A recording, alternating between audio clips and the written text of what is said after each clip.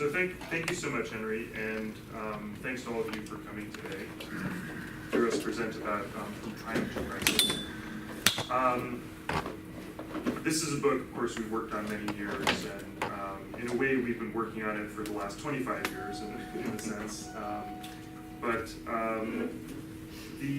I want to tell you a bit, and I think Henry gave a great introduction, because I think what we try to do is something that's very, very different from what a lot of political economy works have done. And that's what's special about the book. That's, I guess the key selling point. It's also, I think, we didn't realize at the time, it actually makes it quite a good thing to teach from in a way, because it does step back and it does give you a kind of comprehensive view of what happened. But let me tell you, first of all, why we decided to write the book. We understood after observing, and we've been on the ground looking at the political economy transition since the 1990s, and we understood that the expectations of early reformers, we read a lot of the early debates and understood that they thought that neoliberal reforms were going to last for a year or two. And after that, some massive wave of public reaction was going to happen that would kick the reformers out of power and basically dampen down or ruin the reforms. And that was the whole reason, by the way, for the shock therapy strategy, because shock therapy was there to say, well, we need to get all the reforms we're going to possibly be able to do done now in maybe 12 or 14 months, because we're never going to have another chance, never going to have another bite at the apple. That moment's going to be gone. People talked of a window of opportunity for reform that was going to really quickly shut. And what we observed in the region, having done books, as I did on pension privatization, Hillary did on the flat tax, was that the neoliberal wave was still riding strong into the 2000s. And we were seeing countries, liberalizing in multiple waves. We saw them crossing chasms in 2 jumps. We saw that left parties were actually stronger reformers than right parties. So many of the expectations of the early transition literature turned out to be just not correct. I mean, in other words, the predictions that they made about the path of transition were not right. And at the same time, nobody, we felt, was really looking back at these theories. It was and looking back to say, sort of, why did this happen? And so that's really the intuition, I guess, or the observation that we began with. And we wanted to explain the kind of key question: what explains the enduring triumph of neoliberalism? Why did it last for 20 years? Why did these countries become among the most liberal in the world? Why was this process more or less, on average, continuous and steeper than in other countries? And we regarded this as although nobody was focusing on it, we regard this as the great unexplained mystery or puzzle of the transition, as well as the question about why the decline, which eventually only came after 2008, 20 years later.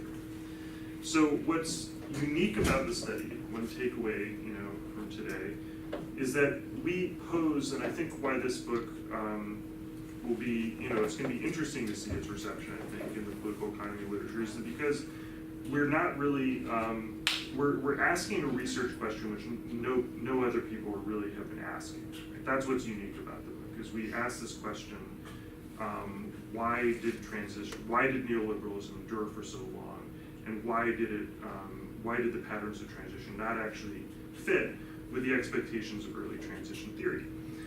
And given that we're asking this, crazy, big, broad question of grand theory, right? You might ask, well, so what? Like, why bother, right? Do we really need, in 2018, a new theory of transition? And I think our answer to that is that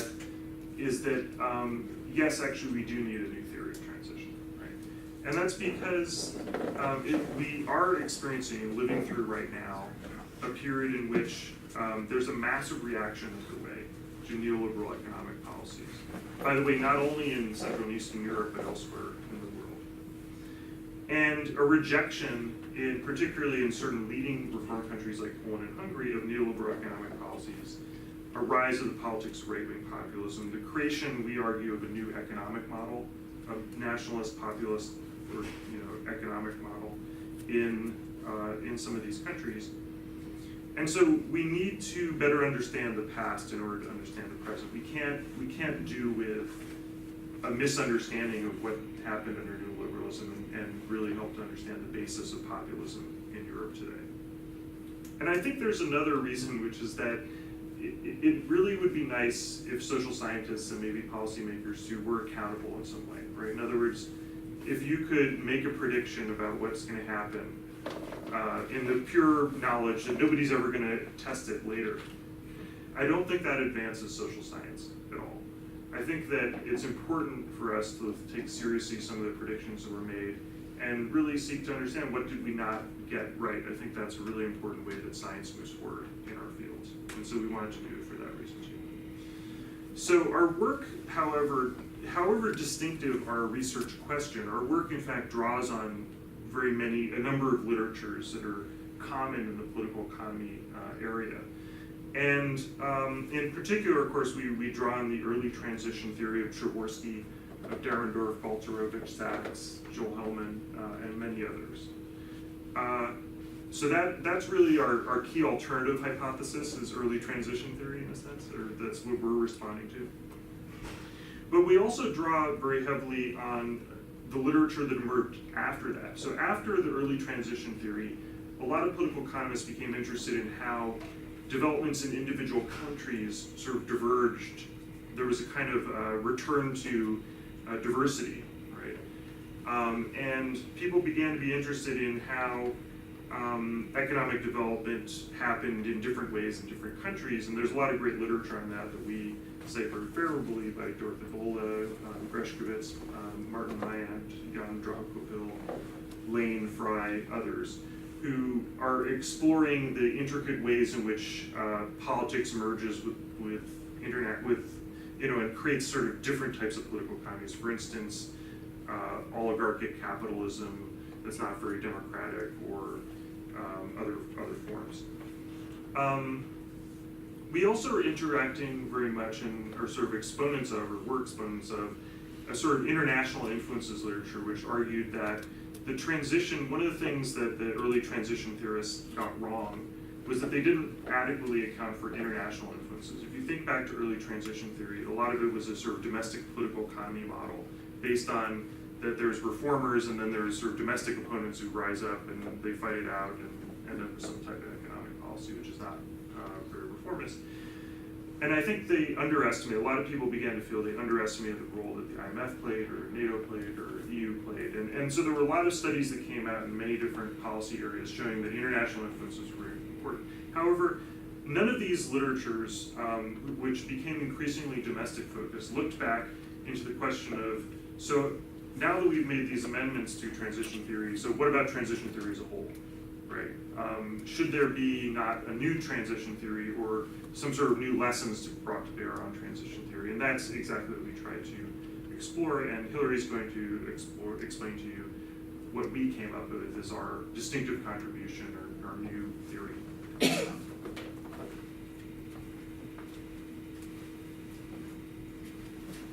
Thanks, Mitchell, and thank you so much to the Elliott School and CONAR and Institute for European, Russian, and Eurasian Studies for hosting us to talk about this work. I really am appreciative of the opportunity, and for all of you for coming today. Thank you. So let's talk about what our way of trying to understand the post-communist transition with the benefit of 25 years of studies and hindsight in our own work, because we've done quite a lot of work over the years in very specific countries, specific policy areas. You know, between the two of us, we've spent, I guess, almost approaching 50 years worth of research to try to think about broad patterns that explain the endurance and the intensification of liberal economic reform in the region, despite these predictions that politics would get in the way. And what we argue is that in the after the collapse of communism, these countries were starved for capital, and it was pretty clear that if they were going to pursue economic development, if they were going to achieve economic growth, they had to have capital for investment. But they did not have domestic capital to invest, and they needed ways to innovate and invest in their economies. And it became pretty clear that one of the ways that they could achieve economic growth would be through foreign direct investment. But these were not such safe bets if we're thinking about 1991 or 1989, right? In these years, these were not considered very hospitable places for foreign direct investment. There was no tradition of it, there was no confidence in that idea. And so countries were convinced, actively convinced by international institutions and also through domestic actors that they had to court foreign and direct investment, and they had to integrate these economies into a global economy and into global markets, because they were not, they had been cut off. And so to do that, they had bought into some of the ideas that were prevailing at the time, that if you implement neoliberal economic reforms, then the FDI will come. Then foreign investors will take notice. And we have the advantage, I'll talk about in a moment, of a lot of the documents that were classified from the IMF in these meetings with the governments in the early 1990s have now been declassified now that 20 years has passed. And we can see that those messages were loud and clear, very explicit, that countries should pursue foreign direct investment, and that one of the ways to do that was through investment incentives, all sorts of opportunities to create tax holidays and anything you could do to directly entice foreigners to come and invest. But what they also did, which is not fully appreciated, is they had this broader message that it's a whole range of institutional reforms that would be important for attracting foreign investment. Not merely investment incentives, but a range of neoliberal policies. And the way this happened was the international financial institutions were evaluating these countries in terms of their degree of economic liberalization and disseminating this information to potential investors, potential lenders, and it became a moment where these countries started to adopt neoliberal economic reforms to broadcast the fact that they were open for business, that they were going to be welcoming of foreign investment, and that they were reintegrating into the global economy. And it was through this competitive signaling that there was a motivation to continue with a broad range of neoliberal economic reforms, even when some of the pain of transition made us quite reasonably expect that momentum to slow and to stop. And so the countries, for example, who were interested in the ratings by the EBRD, the European Bank for Reconstruction and Development, in order to score well, in order to have high transition indicators, they had to adopt a very clear set of reforms that were inherently neoliberal in the way they were defined. It was measured in some of the ways you might expect: the degree of privatization in the economy, the convertibility of the currency, the trade regime, whether it was free and open. But there were also a lot of areas that didn't have to quite look like this, but they seemed to take quite a neoliberal bent. I think financial reform is a really very interesting one in the transition indicators by the EBRD. You might have thought, well, what would be the right way to attract foreign investors? What would be the right measures, and why would the banking sector be important?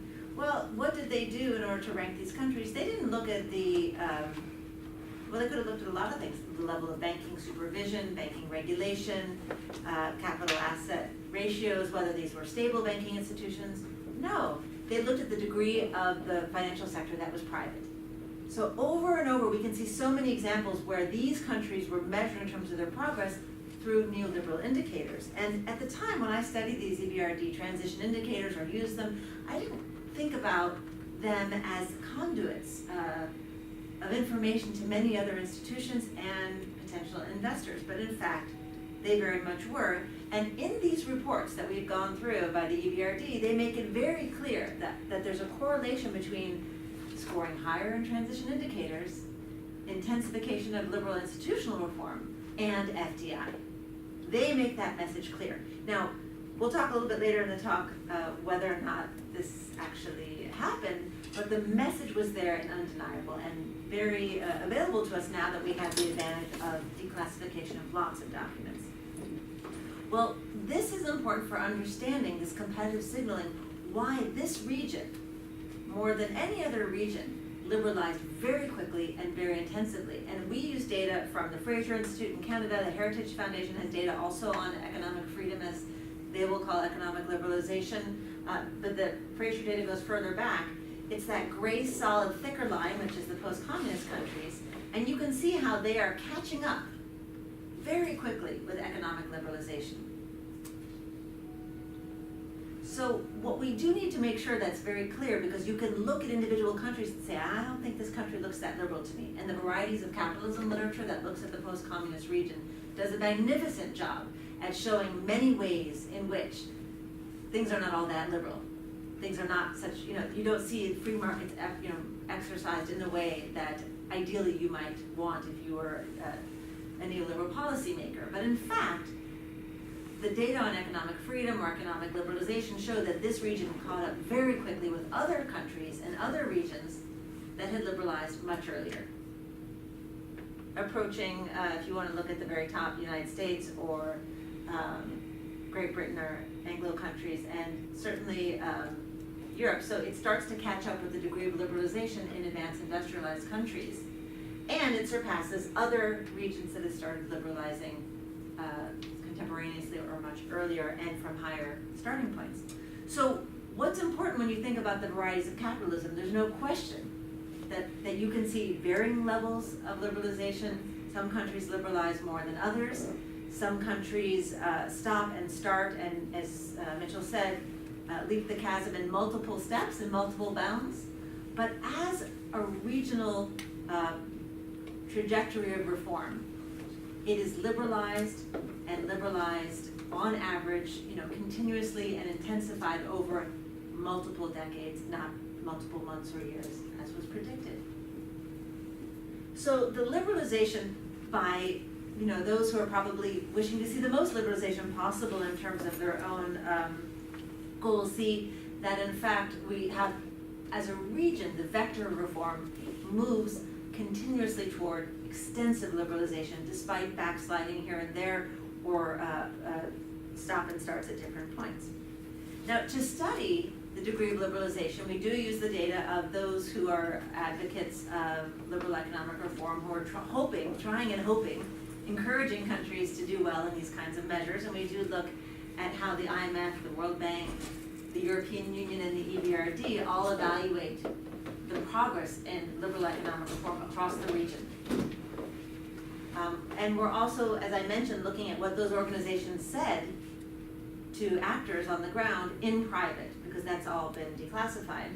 And what we do see is that the international organizations not only encourage liberal economic reform, but they often pitted countries against each other by showing that you are higher ranked, you have a higher transition indicator. There was a lot of encouragement, and we see this especially from the European Union for those countries that were seeking to achieve membership in the EU, but also those countries that were trying to get association agreements and free trade agreements and access to markets. So the EU was encouraging in very many different ways in different countries further economic liberalization.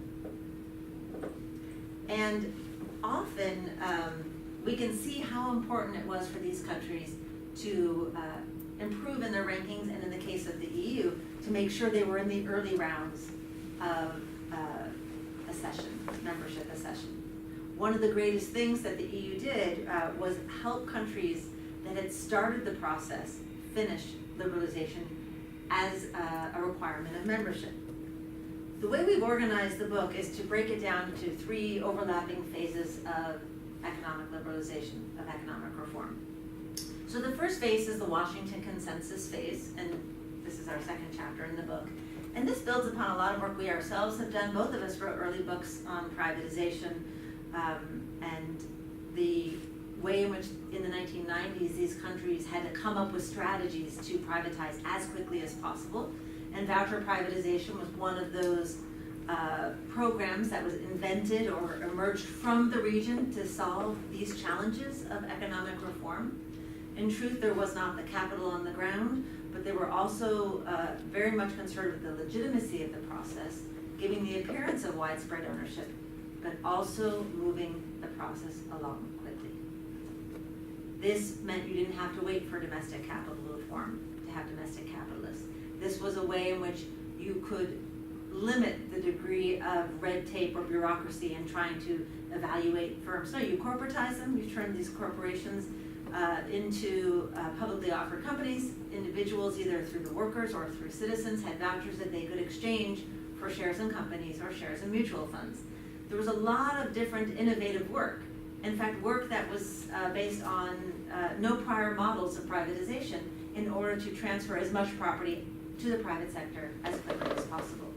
So the Washington Consensus phase is a phase where I think there's pretty broad consensus that there's extraordinary transformation of free markets in this region in country after country after country to varying degrees. This is when the EBRD, I think, is especially influential as well.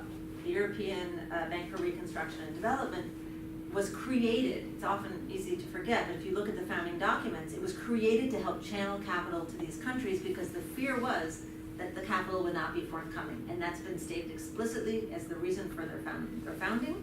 And this was very much the focus of the EBRD in the early 1990s, to help these countries get access to capital, both privately and through public institutions. So the Washington Consensus phase is important for understanding how many countries, country after country, and we study Central Asian countries as some of our case studies, as well as East European countries and Russia, to see how much this message was communicated and how many leaders bought into this idea that there was no alternative model for economic reform other than through economic liberalization and reinsertion into the global economy. The second phase, which is our third chapter of the book, is looking at the role of the European Union. Now this means the most for those countries that ultimately become members or candidate countries, which is already a lot of countries because we have 5 candidate countries. Well, Turkey's sort of its own story.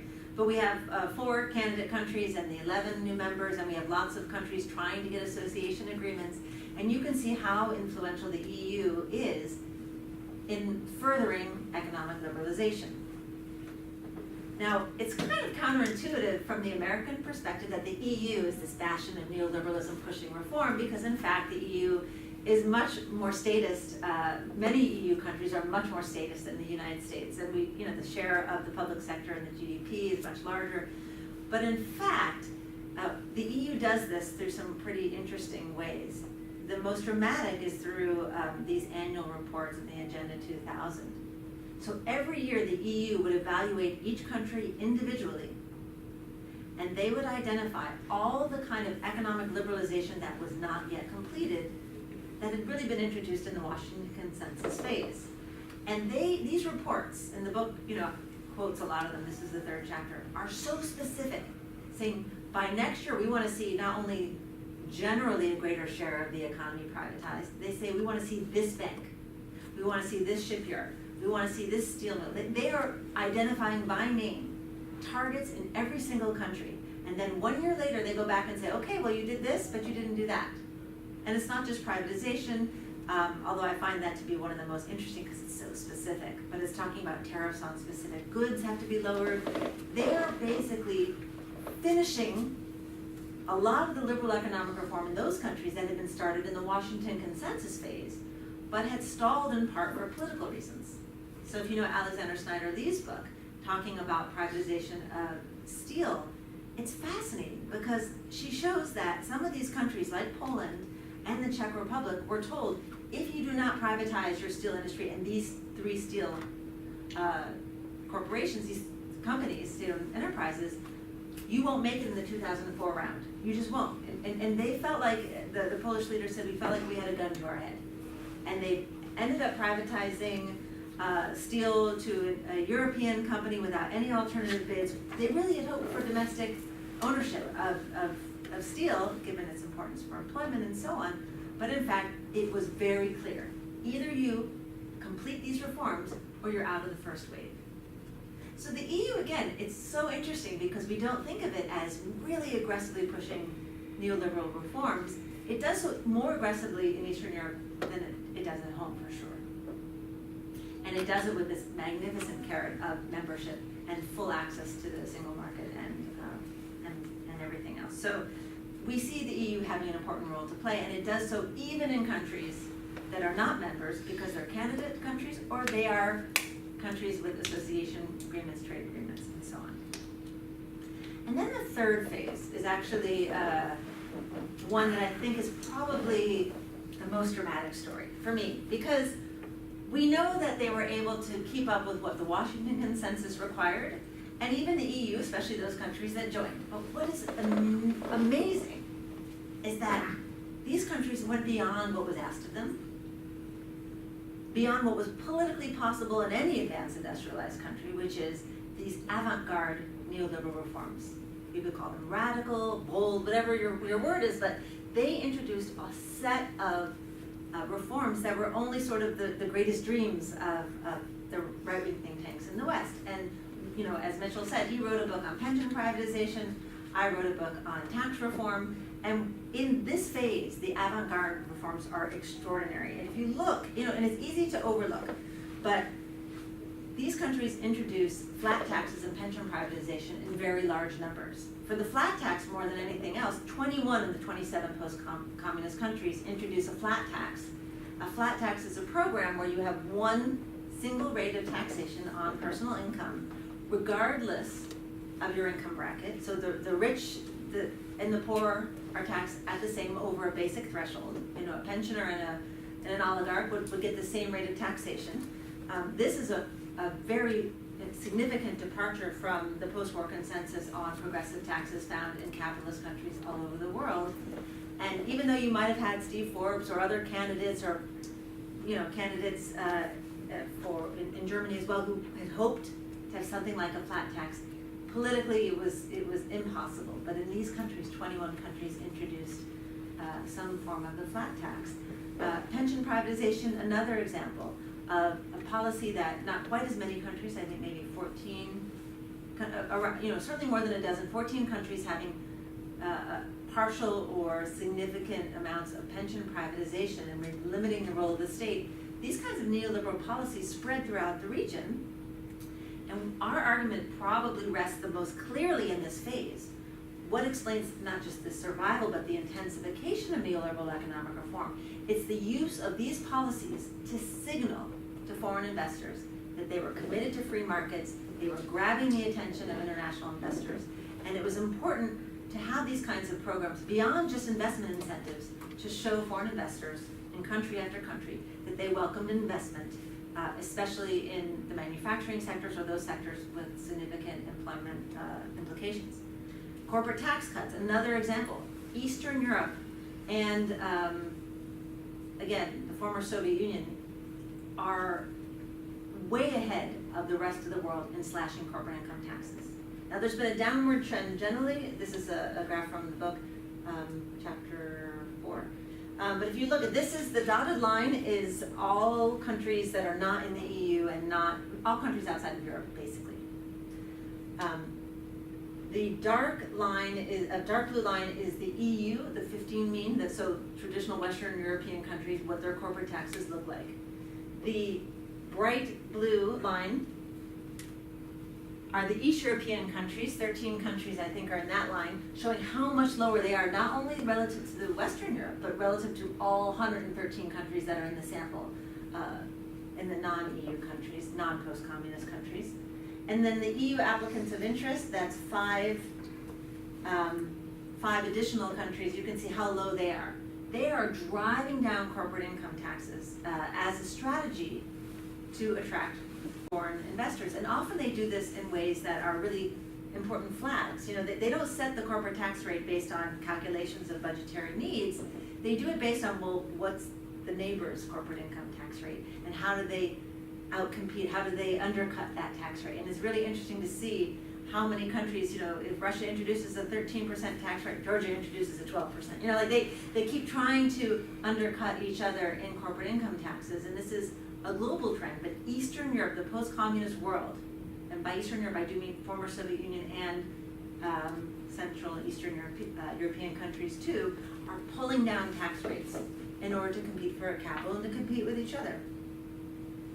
So these countries are competing for capital. They're doing it in different ways. And, you know, we do ask the question, well, was there any basis for this? Did all of this signaling to try to attract investors actually result in FDI? I mean, was this a good strategy?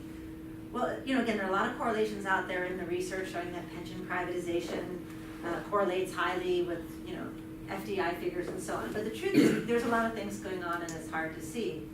What we find more important is that governments in the region had a good reason to believe it. Because you can see that FDI goes from a very low level to much higher levels in terms of by region.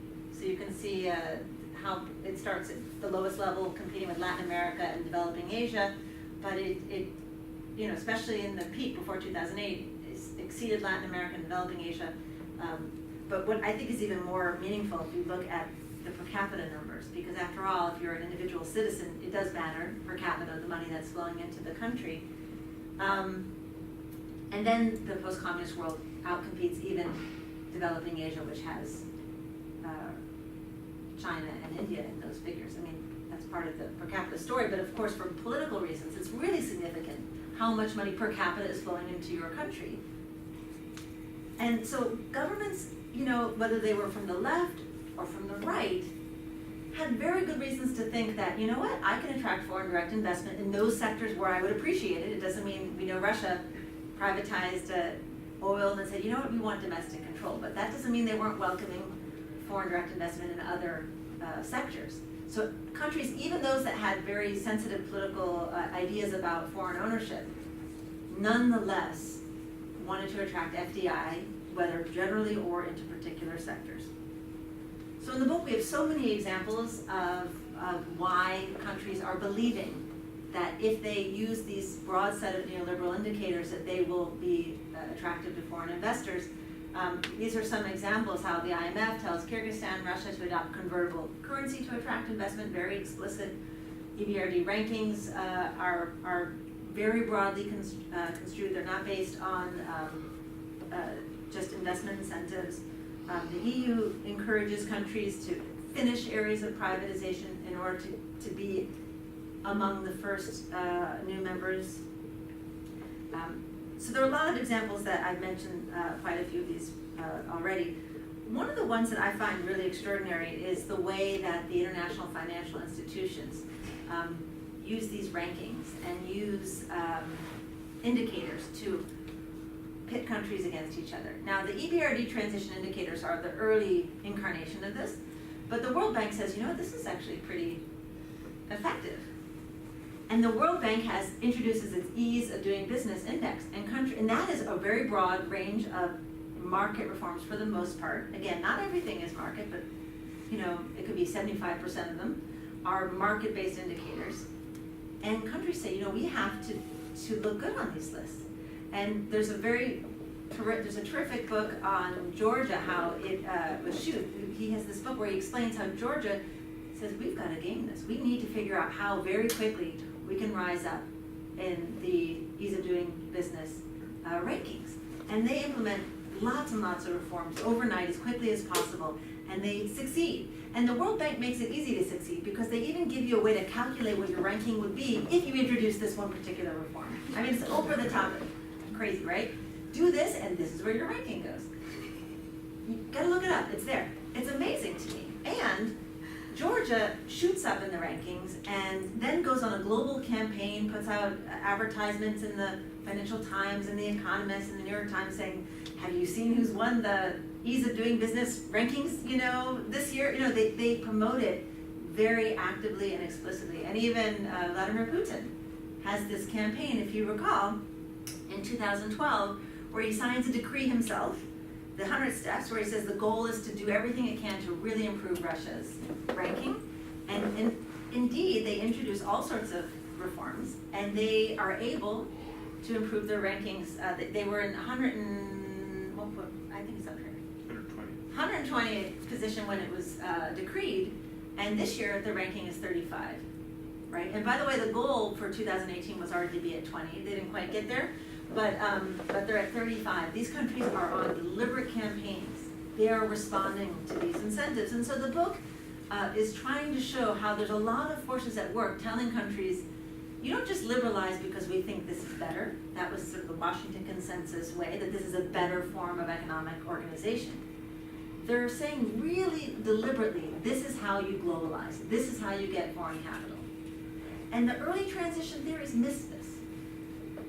They didn't think about transition in the context of globalization, a concurrent transformation. And so the book is trying to link these literatures and these insights and draw upon our own comparative work, country-specific work, to say there's a broad vector of reform here. Why did it happen? But of course, things slow down, and I'm going to hand the floor over to Mitchell to talk about why things change. Thanks. Thanks, Henry. Thanks for doing a good job of explaining all that. So we, all along while we were writing this book, we were kind of debating back and forth about what happened after 2008. Because in 2008 was clearly a breaking point in Eastern Europe. It was if you look at the foreign direct investment charts, I'll go back to those, you can see there's a sudden stop, what economists would call a sudden stop. So in the 2000s, in terms of absolute numbers, there's, I want to read that, it's like 250 billion, dollars per year, coming into this region. Overall, during the 2000s, there was like a wave of foreign capital that hit the region that was in excess of $1 trillion poured into the region during that time. And it was really a large amount of money. And there's a lot of books about it. There's one about credit cards. So a lot of this came in the form of credit card debt. So people who didn't have access to credit cards for the most part prior, all of a sudden had access to credit cards, and so they spent up their credit card debt. In some cases, it was auto loans, right? So a lot of people who hadn't been able to buy cars on credit under communism all of a sudden got auto loans, right? A lot of it came in the form of mortgage loans, and this is a story which is better known because it sort of resonates in a way with the US credit crisis that occurred in 2006, 2007, where essentially, but it had a twist, a foreign exchange twist, where a lot of the mortgage loans that were made into Eastern Europe, because of the currency risk, were made in Swiss francs or they were made in euros. And so people, say Hungarians, borrowed 40,000 euros to buy a house. And it was great when the forint was appreciating, but after 2008, when the forint depreciated, all of a sudden they couldn't pay their mortgage back. Right? And so, despite efforts that were made by the Western institutions to prevent financial institutions from pulling a lot of money out, which worked to some degree, and assets didn't reverse flow and flow out of there on average. But what did happen is that huge amount of money that had been pouring in year after year, the $250 billion per year that was pouring in, it just stopped, or it half stopped. It was cut in half in 2008, and that was what these economies were using to grow, and so of course growth stopped in these countries, and most of the post-communist countries went into recession. This recession had very bad effects, or we think it disrupted the signaling process that we are talking about in the book, and that we build in the book. It disrupted it in the following way. The expectation, the trade-off, people, if you think about it from a domestic standpoint, if you're a policymaker, you're doing all this stuff. Half the stuff, let's say you don't even believe in, right? Like flat tax or something, or you don't even really know what the effect of it's gonna be, right? Except that it's supposed to get foreign capital to come into your country, right? And then you see, starting in about 2003, that lo and behold, the foreign capital does flow in. In fact, it flows in to such an extent you can't even believe how much money is coming in, right? And then all of a sudden it stops and you realize, oh, we have a lot of credit card debt, we have a lot of mortgage loans, and we don't have a lot to show for it, right? We don't have a lot of actual foreign direct investment that happened, right? Foreign direct investment, in fact, was about 43% of this total inflow. And so people began to question on the sort of signaling side, is this the right signal we should be pushing? We did all this stuff, and all we got was like a lot of bad mortgage loans. Maybe that wasn't the right strategy. So what we argue is that and I think there's also an argument to be made that that reevaluation process happens not only in Hungary and Poland and elsewhere, Russia, in Europe and Eurasia, but it also happens in the international organizations who are relied upon to send these signals, right, who are the EBRD. So the EBRD is an interesting example. The EBRD initially tried to save its own sort of policies in a way by sort of saying, look, it wasn't our policies of liberalism that caused this crisis. But then a couple of years they had to come out and say, sorry, yeah, actually it kind of was our fault, right? they came out with a number of papers ultimately that said, well, you know, although, you know, this, okay, so their argument was kind of nuanced. It was saying, so look, we didn't, foreign investment didn't cause the crisis because foreign banks didn't stop lending as much as domestic banks did. That was their initial position.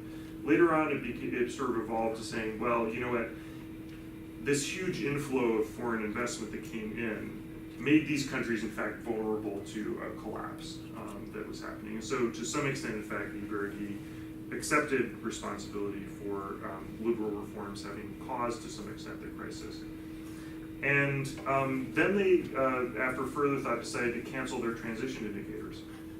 So if you go to the EBRD today, you'll find that they don't publish any more transition indicators because they've decided that they need some different indicators that will encourage different type of behavior from Central and East European and Eurasian states. I happen to have just been at the World Bank, and I imagine that some similar discussions are happening there. Right? You see Russia skyrocketing up the ease of doing business index, well, in some respects not becoming a whole lot more liberal, right, as a polity or probably as even an economy. And you see how these things are being gamed, and I think people are starting to wonder, so what business are we in here with this? So you see, and then of course in the developed countries, you have the Financial Times, which is where a lot of people are reading, or The Economist, saying, you know, liberalism failed. Essentially, that was a huge growth market in 2008, 2009, right? Of people like Martin Wolf saying, you know, we overshot the mark, you know, or whatever they're saying. So there's a crisis of confidence. What this allows in our argument is that it allows certain governments who wish to, in the post-communist countries, to begin to experiment with different types of economic policy models. And the first group that really challenges neoliberalism and develops a different model is the populists. And that is a big part of the reason, I think, why you see this populist rise.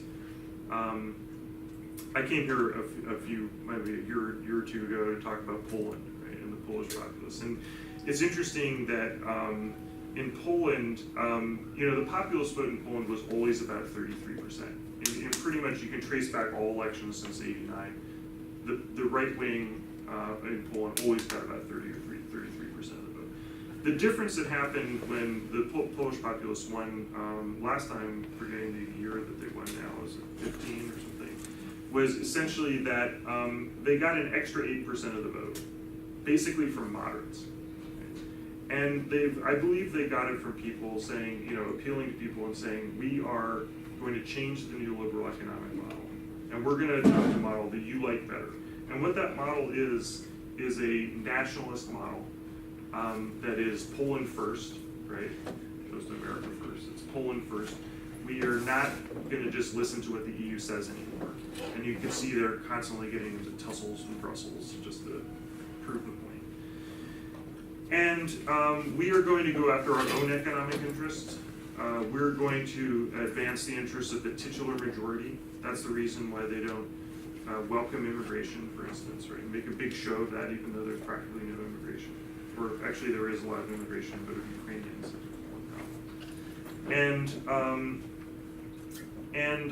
Why that? Yes, and so it's statist, it's nationalist, but it's also importantly to recognize welfarists. So what I think the Polish and the Hungarian models share in common is a return to social welfare traditions of what I would term social democratic universalist model. So just for an instance, Poland introduced this Families 500 Plus program, which essentially it was a family benefit program that gave families with children, 2 or more children, a benefit of 500 zlotys per month, which is about, I forget, 40 or 60% of the minimum wage. So $140 per month, pretty sizable sum actually in Poland on a monthly basis. And it was given to everybody, and you know, it's been a very successful program. Liberals, incidentally, argued that it was going to fail and that it was going to be too expensive. But in fact, since Poland was growing so fast, that the budget's been doing fine, thank you. In fact, better than it was So I think what we see is that that populism, that our model, and this is something we had all along, is that, you know, why did neoliberalism last for 20 years and why did it collapse in 2008? Why did it collapse? Because of a crisis in New York in 2008, not because of somebody getting dissatisfied, right, in Poland. And the answer is because the whole model that we're talking about sort of became less plausible, sort of fell apart, right? The whole idea, the expectation of policymakers that if they did these things, they could expect money coming in. Well, that fell apart in 2008. And so I think that we, the book genuinely does a good job, I think, of explaining both the triumph of neoliberalism, which is, you know, the great mystery of transition, and also the crisis that we find ourselves in right now. So that's all we have to say. Thank you very much. We look forward to your questions. Great. Thank you. I think we can take the questions Okay. from here, Yeah. probably. Yeah, I think we can hear. Yeah, so maybe just as chair, I'll offer just a first question or two. I mean, I think it's a really interesting analysis, and I guess kind of my question sort of comes from the perspective of, you know, during the sort of neoliberal period, you know, where were the masses? Like, why wasn't there sort of like, you know, there was a lot of discontent, certainly in a lot of these countries, and a lot of people were doing very badly. So why weren't they able to throw the bums out?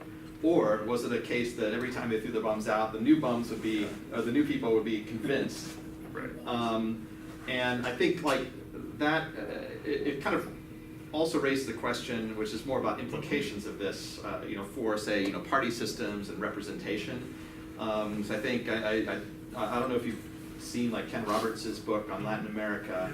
There's more kind of about party systems, but you know, he argues that you know, basically sort of the collapse of party systems in some places in Latin America and the rise of populism is linked to the idea that you know, neoliberal pressure hit, and it seems like you have a good model for explaining its influence, and where conservative governments that were already in power did that, the party system stayed stable.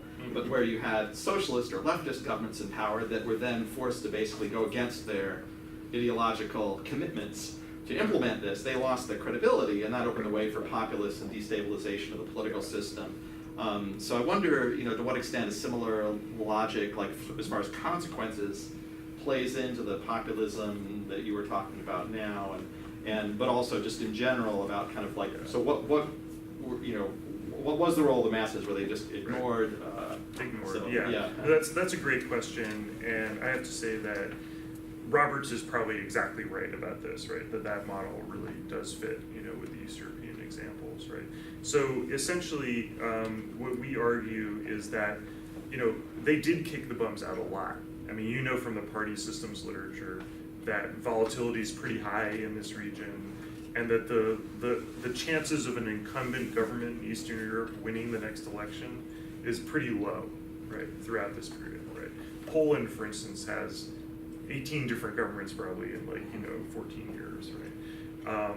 You know, and they're a big reform success, right, in a lot of cases. So there are numerous examples of voters voting out liberal reformers and voting in, for instance, former communists who say they're going to be more socialist, or voting in populists, even, such as the first Kaczynski government or the Olszewski government in Poland, and not getting any major changes in the reforms. The reforms continue unabated, and that's very interesting. And I do think it leads to problems of representation, right? And that's largely why people keep going, I think, to the extremes. And I think you're right that the left probably gets blamed for that a lot more than the right, you know. And the left has almost disappeared in a number of the countries that have these populist reactions. So yes, I think it's exactly because the masses were ignored for a very long time, because it just was impossible. So just to take a really extreme example, Kaczynski's first government in 2005, 2007, if you were running a right-wing populist government in Eastern Europe, which a lot of people were before 2008, you had to have a neoliberal finance minister. It was de rigueur, you know. You couldn't get away from it, because if you didn't and you started to take even 2 steps away, you would get slammed by international organizations. Your currency would go to dirt, you know, And it was trouble. I mean, there were a lot of instances like that. I mean, you certainly were afraid of it, you wouldn't take the risk, and I think that's what's really interesting about this, is that, yes, the predictions that you'll vote people out occurred, but the left would come to power and they wouldn't change the vector of reform. Maybe they'd slow it down, but typically not even, because the research that's out there shows that they even, it depends on the policy area, but they often advance these neoliberal reforms more than the right. So there are a lot of governments, like in Slovakia, Fico, that said when we get to power, we are going to get rid of this flat tax, and they would get elected and they wouldn't do it, and then they'd get pushed out later. The right would come back, they'd keep, the flat tax, and then they finally, it wasn't until they got elected maybe 2 or 3 times, and it was after the financial crisis that they finally scrapped the flat tax. So what happens after 2008 is when you start to see reversals of the flat tax, reversals of pension privatization.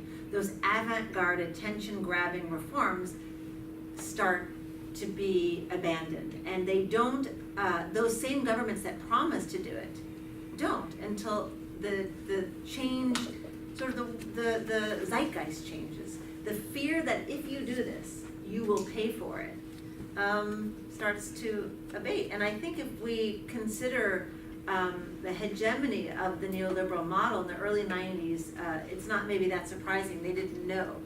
But later on, they start to say, I'm willing to after 2008, take a risk and say, I'm going to reject this approach, and let's see what happens. And the interesting paper by Johnson and Barnes says, isn't it weird that Hungary's not being punished?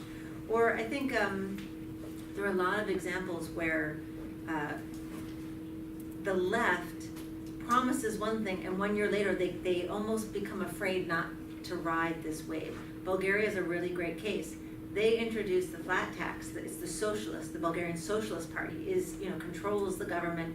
It's a coalition government, but they control the government. A year earlier, they said we need to raise taxes on the rich, but they're watching all of their neighbors, all the contiguous countries, implement a flat tax, and they chicken out. And they introduce, just a year later, they introduced the flat tax in Bulgaria, right? And so a lot of these parties are. They may not want to get ahead of this trend of neoliberalism, parties on the left. But when they start to feel they're getting left behind, that's a problem, and that's a signal they don't want to send either. So part of the issue is early on they want to signal that they're ahead of the pack. And then this kind of bandwagoning occurs where they want to signal that they're able to keep up, or that they're not distinct. And so we do see, in case after case, country after country, governments introducing some of these reforms for neoliberal signaling reasons. Sometimes it's a kind of emulation effect. It's not that it's so clean, but it's what we're looking at, as we say in the introduction, it's looking at the forest, not the trees. Yes, we can go case by case, country by country, as I did in my tax book, explaining certain choices. But ultimately, we see this broad movement. And what we find in common is this idea, this fear that if you delink from the international economy, or if you introduce reforms that reject the neoliberal paradigm, you will be delinking or withdrawing from a global economy. Okay, great, thanks. So let's open it up. I just asked to please identify yourself. Yes, the second row from the back. So much. So beautiful, one of the economists from Tajikistan.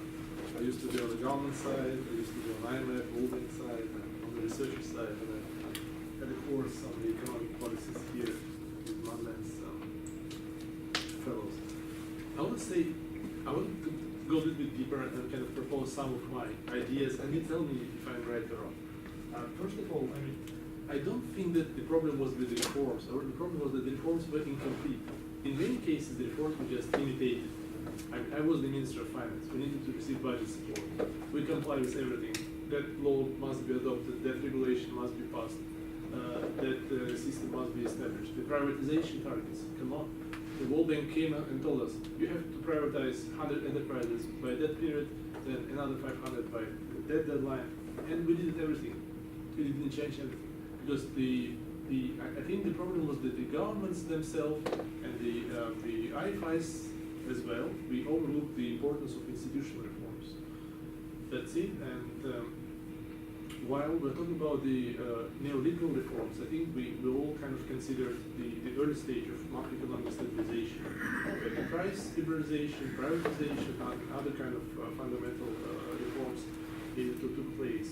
but the later stage of structural reforms, institutional reforms, was very uneven. In some countries, it actually took longer, and they actually implemented them with a varying degree of success, especially in Eastern Europe and some of like Armenia and Georgia. But in many countries, these reforms never materialized actually, and then they ended up with the kind of liberal macroeconomic structures and the business enabling environment, competitive environment. But actually the institutions and the people and the more fundamental things were not in place. Second, I would like, and that actually led to the broadening inequality and the position reforms. On the IFI side, the bank and IMF and others, they never bothered that much about the domestic commitment and political commitment to the reforms. They were really pushing, and especially as you rightly mentioned on the EU association side, they were even bold in actually pushing for specific industries to be liberalized, actually open to European investors, which was extremely counterproductive. That didn't happen for Central Asian countries and kind of eastern side of it, but that is a different story. And I'd like to hear your perspective on the kind of China phase, where they came with a completely lack of visible kind of conditions, and they spoiled the market for democratic reforms and all sorts of, as they say, kind of good reforms, good governance reforms, that actually derailed many Central Asian countries from the reform process lately. And also, and just to conclude, I think that the elite capture is the biggest problem. And the elites, they learned to imitate these reforms, both in the kind of Eastern European side, in Eastern Europe, in Central Asia, Russia. They learned the way to kind of play the rule of the games, and then they perfectly focus. Even now, you see what happened in Romania, the massive blow of corruption. All of a sudden, we had one of the most successful reformers in Eastern Europe. But I think we still need kind of more case-by-case analysis, because the real devil is in the details. In some countries, it's magically kind of improving, and the reforms are by way the most successful, like it's happening now in Armenia. Look at Uzbekistan nowadays. Who have ever expected this kind of completely closed country put on the path of Korean way of state kind of led reforms, and they're doing quite miraculously. Look at Georgia, the country which kind of managed to kind of fulfill all IMF conditions, even went further, and they liberalized completely the economy, and still the Saakashvili was pushed out. So you never know. I mean, I think it's evolving science. I just wanted to conclude that nowadays, after I kind of wrote my PhD on the role of external capital transition, I understand that the whole kind of term in transition is completely wrong. And it cannot be applied universally to 25 countries in the world. I think it is better to say kind of economic transformations and apply it to developing countries and kind of middle-income East European countries, because the developing countries on the Central Asian side, they were not in transition. They were purely kind of a product of a poor developing country coming from the same level of income per capita as kind of poorest sub-Saharan African country. And the Eastern European countries, they were kind of more in the middle-income countries paradigm. So I think the whole transition terminology is quite wrong at this stage. That is my thinking. Thank you. Yeah. A comment there, yeah. Yeah, which country did you say you were from? I'm from Tajikistan. Tajikistan, yeah. So I'd be interested to talk to you more about some of these issues. I'm interested in sort of the social impact of the reforms in Tajikistan. So, but I mean, I think that our key point in the book is about signaling, right? And so you didn't necessarily address that point, whether you feel that signaling was happening, but I think you did in a sense, and you argue that reformers knew in these countries that they had to do a bunch of things, right? And they went about and did it, presumably because they were signaling to somebody that was, good, right? But your first question is more, did they really do it? And your assumption is that had they done it, they would have had more success. And the real problem was that actually people didn't implement a lot of these things. They just made it look like they were implementing, or it did it in a surface sort of way. As I understand it, your question, I think that we would agree with that to an extent, that except we would say, look, the reason everybody was saying that they were doing these things, or at least superficially doing this, for signaling purposes. And of course, we agree with you that different countries actually reformed to a lesser or greater extent, right? I mean, we're not going to sit here and tell you that Tajikistan is exactly like Poland or something like this, or Slovakia, right? I mean, so there were differences, obviously, that had to do with institutional differences, that had to do with a wide variety of, geographical differences, cultural differences, right, about how people wanted to approach the economy. But I think that I would take issue with the idea that it was the incomplete reform that led to negative social consequences. Neoliberal reforms, I mean, whether you're for them or against them, I think you have to recognize cause massive inequality. They've caused inequality in all of these countries, and they've caused inequality in the West and in the United States, right? I mean, these reforms cause inequality. I mean, they cause inequality particularly in countries that used to be communist, right? Because they basically leave everything open to market outcomes. And so if, as in Tajikistan, the money doesn't come in to the extent that you can actually provide employment for everybody, you have a lot of unemployed people, right, who used to have social protections and now they don't. So I think everywhere the neoliberal reforms caused this inequality, widening the gulf between the haves and have-nots, and therefore caused sort of discontent. My hypothesis, I think, well, anyway, I guess I would say that I differ in thinking that had everybody fully implemented these reforms, everybody would be happy. Not at all, because people are unhappy in the most advanced reformers countries as well. And it has to do with the nature of the reform, the nature of democratic, representation, that if people are unhappy, they're going to vote in a different type of government. And I think that would have probably happened anywhere. I don't know if you want to answer the second question. Yeah, well, no, one thing I would add to it is, and I think this gets to some of it, that when you want to say that there's not one explanation, of course there's great variation, and if anything, we want to, acknowledge the excellent work on the varieties of transition, the varieties of capitalism.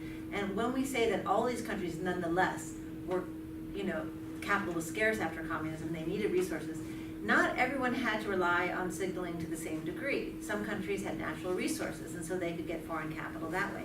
Other countries had fantastic locational advantages right on the border of the EU, so it was a great place to set up your car factories, right?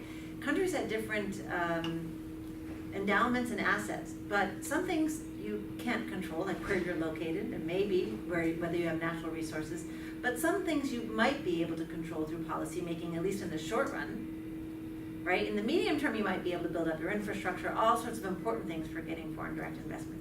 But in the short run, if you don't have these amazing locational advantages or these natural endowments, then these signals turned out, or trying to game the rankings, any of that turned out to be valuable regardless of which country you were. If you didn't have these other ways to attract foreign investment, because all of these countries were capital poor after the collapse of communism, and all of them needed strategies for integrating into the international economies because they were cut off. And some, eschewed that. If you think about Belarus is kind of an interesting place, and there are countries all over the world that eschew the global economy, whether it's Venezuela or North Korea, and they pay for that, right? They pay for that rejection. Some countries more than other, but so even though we're trying to paint with very broad brushstrokes a regional transformation and to think about this region relative to other regions, right? We're thinking about this, and in the final chapter the book does talk about other regions' relationship to neoliberalism. Nonetheless, we absolutely would agree with you that you have to, the devil's in the details. And if we hadn't written earlier books and many articles in that vein, we probably wouldn't have had the confidence to step back and say, okay, now we're going to look and we're going to say, 20 years later, 5 books between us and I don't know how many articles, what can we take away? What's the big picture? Okay, great. Yes, please. Thank you. Should identify yourself. Oh, sorry, Bill Courtney of the Rand Corporation. I was an ambassador in Kazakhstan in the early 90s and Georgia in the mid 90s, so I will ask questions from that perspective. The leaders in the post-Soviet space, for the most part, had to carry out neoliberal reforms in great part because that was the only success model that they knew about, and the Soviet model had been so delegitimized. But at the same time, they wanted to maintain overall political control and top-down bureaucracies, if you will. So in some sense, they had to maximize what economists might call second best. You know, they couldn't do reforms, just neoliberal reforms by themselves. They had to put that in the context of maintaining control. So at the margin, some of them had to make more neoliberal reforms to compensate for the fact that, for example, they would not allow courts to be truly independent. So they had to make reforms in other areas in order to move up the ease of doing business or the competitive index or some of the others. To what extent did this figure in your analysis? Well, absolutely. So there are certain things that were easier to game or to change than others. And there's no question when you think about what does it take for markets to function. You do need functioning courts. You do need property rights that are reliable and predictable. All those things were really very important but very difficult. And you could also recognize that many reforms that took place were done not in name only. I don't want to reduce it quite that much, but sometimes, you know, you privatize in ways that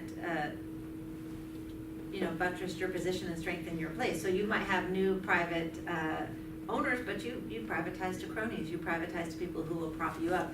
So, again, that counts as neoliberal economic reform if it's in the private sector in these crude indicators. But that doesn't mean you have a free market system in quite the same sense. So I absolutely agree with what you said. It certainly was the case. But you would signal where you could, and you would adopt reforms where you could. And ultimately what we're trying to understand is why this whole project didn't collapse as predicted based on the political pressures that leaders would face. And that explanation requires that countries linked it to the outside world. They recognize that their policies matter for foreign investors. Maybe I'd add to that. So I think both of the last two questions are trying to talk a little bit about statist development strategies, right, which we talk about as a kind of reaction to neoliberalism, right, and pointing out very rightly that for a lot of Central Asian states, and I'm much less familiar with Tajikistan, I'm sorry to say, but we did include Kyrgyzstan and I believe Uzbekistan as case studies that we looked at in the book. And so, I'm aware, the way I would characterize it is, I think you characterize it very well, right, that they were trying to some extent implement neoliberal policies, and a little bit less so, obviously, than other places. At the same time as building kind of state structures that were new in a lot of cases. In other words, a lot of these were independent states for the first time, and they were building up their state structures.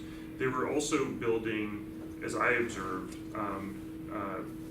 systems of preference for titular national minorities, or titular nationalities, national majorities, right? So I happened to have visited Kazakhstan. I did a big study for the World Bank of pension privatization in Kazakhstan. And so that's the only Central Asian country I know really directly. But it appears to me that they were, at the time I was there, back doing that project, I mean, they were basically discriminating against Russians, if I can say it bluntly, right? And basically giving preference to Kazakh nationals, right, in all sorts of jobs, essentially. And you saw as a result a big out-migration of Russians. I don't know if the same happened in Tajikistan, but certainly in Kazakhstan, a lot of people left who were Russians. And by the way, were pensioners, so I was talking to a lot of them. And at the same time, I think that opened up a lot of opportunities for jobs for people who were Kazakh ethnicity.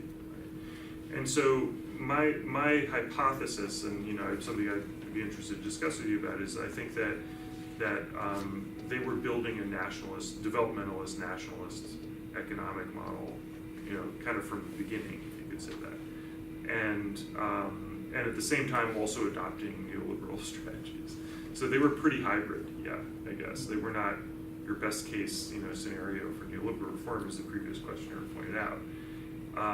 And part of it, I think, does have to do with our argument. It's about the flow of capital, right? I mean, could Kyrgyzstan have reasonably expected they were going to get the same amount of capital as Poland, with the same amount of reforms?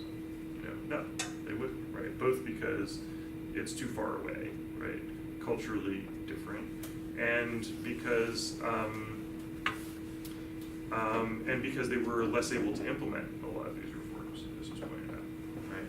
So that path probably paid off less in Central Asia than it paid off somewhere else. But at the same time, they still felt the need to do it. Actually, Kyrgyzstan was quite a unique case. They implemented almost everything. They did everything. And They were per great. capita, I think they succeeded in generating lots of unofficial aid. That's true. I think Kyrgyzstan they did more reform and they got more money than any other Central Asian state. Absolutely. Gulnaz, just introduce yourself, Thank you. please. Gulnaz Sharfuddin of King's College London. I look forward to reading the book. It's on my table.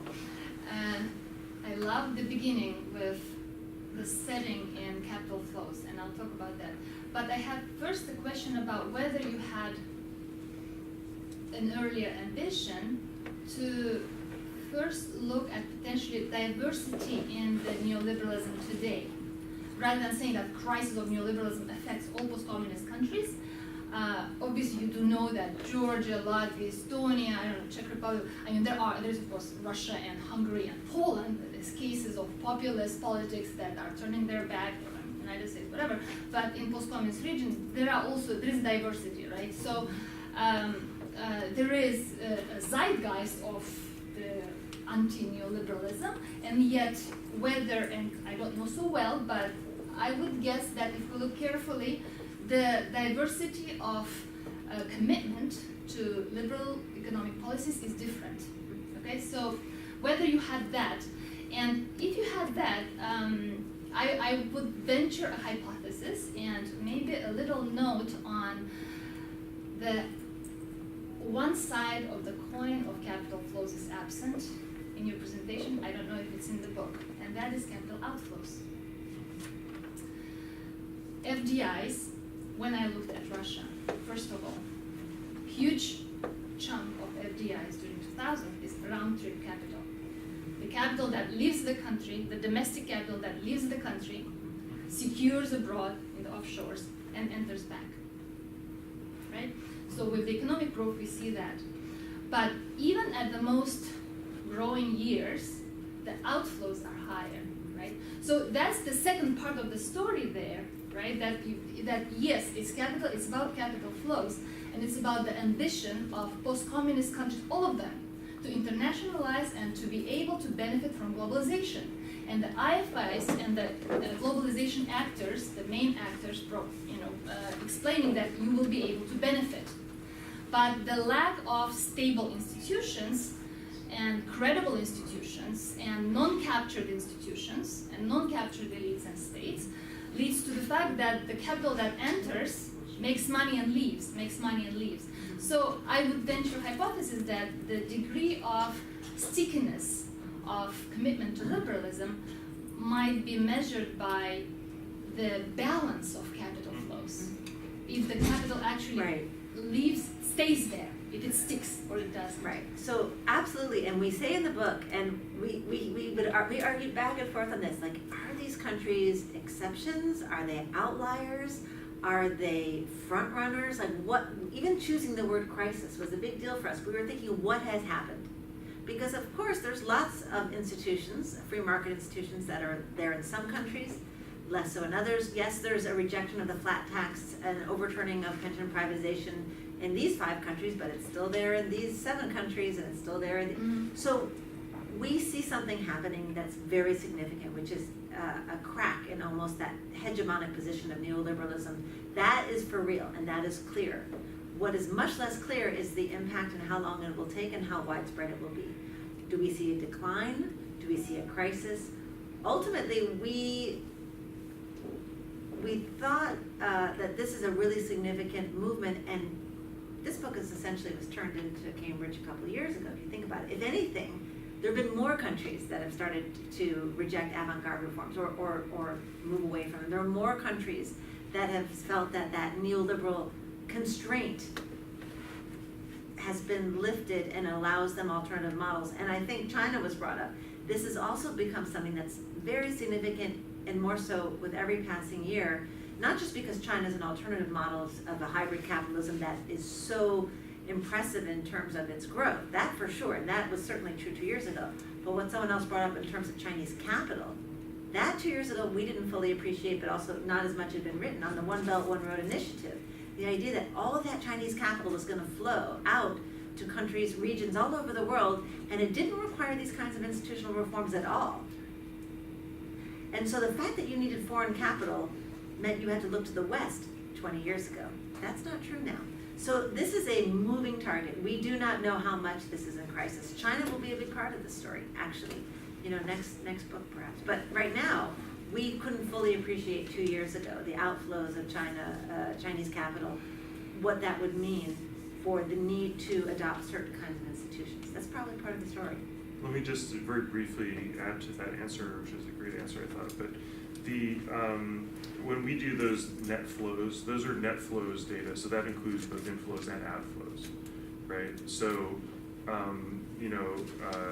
so when we're reporting those numbers, those are not just inflows; those are net flows into the region. So to some extent, this is already accounted for. Of course, we don't know how much of that money that went out is just going to come back again, or whether it'll end up in Swiss bank accounts or maybe invested in the U.S. I don't know. So it can't be.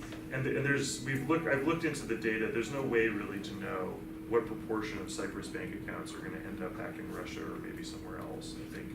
I think it's unfortunate, feature of data reporting that we just don't really know. So again, another reason to look at the broad patterns here. And I'd also say that probably Russia, accounts for maybe half of that, these total flows, right? So Central Europe is sort of about half, and Russia is about half. Okay. Peter? Peter Stanley? Iris. I have a question whether you, in your book, also talk about the role of academia in the whole process, in the initial process of neoliberal reforms in those post-communist societies, because at the time of the 1990s, I remember very clearly that, of course, the Marxist capitalist critique was completely discredited in these countries, and you couldn't come up even with social democratic ideas or anything like that. And so Milton Friedman and so on, this was the dogma in those days.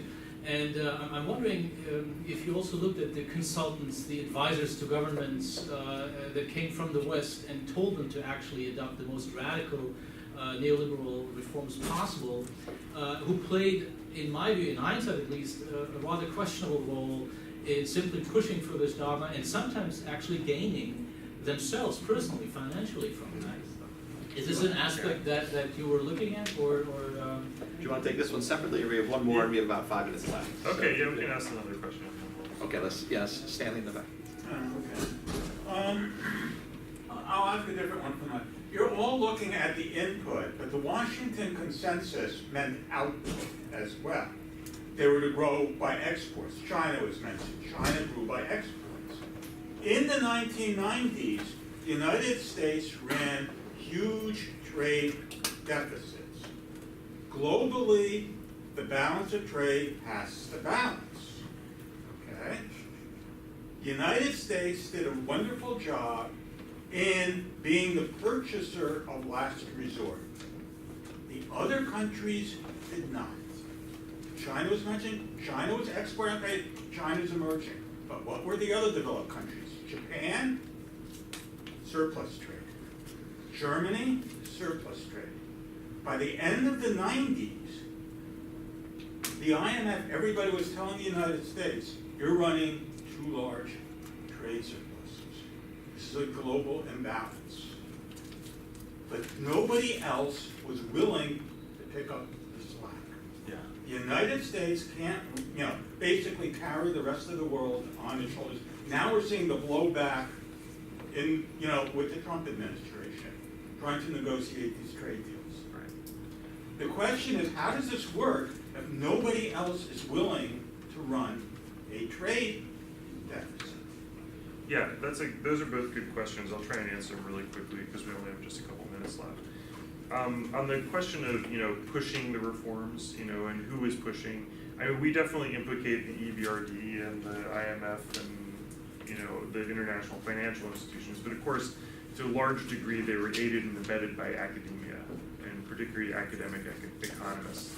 Other people have written great works on this. I would mention Janine Weddell, right, from this university in anthropology, who's written the book, as far as I'm concerned, about that, collision and collusion, right? I mean, I absolutely subscribe to what she's talking about. Now, the difference in emphasis that we make, however, and this really comes from Hillary's earlier work, is it really wasn't only about the pushing, of the Westerners. It was also about the demand side, that these countries wanted investment, and they wanted to say, in fact, they had a lot of practice in adopting, all sorts of crazy economic ideas. And so probably a lot of people looked at the West and said, well, they have these ideas in the West, and they want us to adopt them, and we're very happy, we know how to do this, we've been doing this for quite some time. And we'll just say whatever they want us to say, and they'll be very happy, and we can even, be better than they are, in this. And I think that we argue that there's both these things going on, that a signaling process is necessarily the person signaling as, as well as the receptor and what the understanding is. And so we do think that both sides are, in some vague, abstract way, represented in this book. In terms of the global macro trends, absolutely there are global macro trends going on. One of the big macro trends is, as you say, a huge increase in trade with the US playing the role that you mentioned. And another one is a huge increase in foreign direct investment, which gives extra incentive for countries to want some piece of the pie, of this very big growing pie of international investment. And there's a bunch of different ways you could potentially think about to get that. We are just arguing that this is the way that was chosen, largely speaking, throughout the European and Eurasian space at that time. But maybe there are better ways to do it. And we've had versions of that question before. So at APSA, where somebody was asking, well, isn't this all about the huge investment overhang that in Northern Europe, right? That they had to find somewhere for this money to go, and the answer is, of course, yes, that's part of the story. Yeah.